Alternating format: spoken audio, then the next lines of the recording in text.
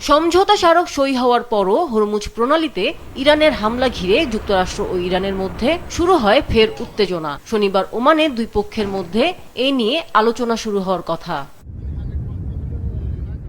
তার আগে হরমুজ প্রণালী খুলে দেয়া এবং চলাচলকারী বাণিজ্যিক জাহাজে হামলা বন্ধে ইরানের কাছ থেকে প্রকাশ্য অঙ্গীকার দাবি করেছে যুক্তরাষ্ট্র। যুক্তরাষ্ট্রের গণমাধ্যম নাম প্রকাশে অনিচ্ছুক কর্মকর্তাদের উদ্ধৃত করে জানিয়েছে, জাহাজে গুলি চালানো ভুল ছিল বলে তেহরান ব্যক্তিগতভাবে প্রেসিডেন্ট ট্রাম্পের উপদেষ্টাদের কাছে স্বীকার করেছে। ইরানিরা এ ঘটনার জন্য নিজেদের ভেতরের একটি নিয়ন্ত্রণহীন গোষ্ঠীকে দায়ী করেছে।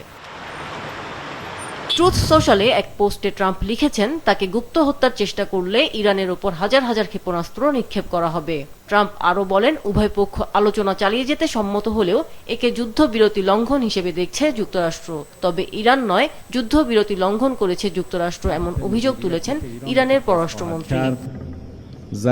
এদিকে যুক্তরাষ্ট্রের সঙ্গে সই হওয়া চুক্তির শর্ত লঙ্ঘন করে ইরান তাদের সন্দেহভাজন পারমাণবিক স্থাপনাগুলো পুনরায় নির্মাণ বা মেরামত করছে বলে অভিযোগ উঠেছে। স্যাটেলাইট চিত্র বিশ্লেষণের ভিত্তিতে এ তথ্য সামনে এনেছে CNN।